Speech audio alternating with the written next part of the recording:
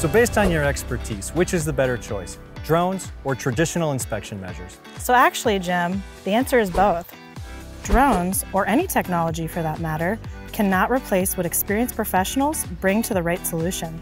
From visual, IR, or thermal cameras, to leak detection sensors, to spraying and seeding applications, certified drone pilots work directly with skilled remote sensing professionals to process and analyze data.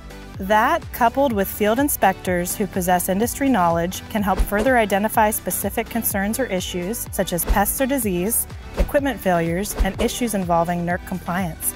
The good news is that remote sensing technologies have come a long way, making drone services a smart, value-added supplement to conventional inspection methods, and typically at a much lower cost than traditional aircraft and superior resolution as compared to commercial satellites. Combine 1 centimeter resolution with AI imagery processing and an aircraft approved for beyond visual line of sight waivers, and the value increases even more.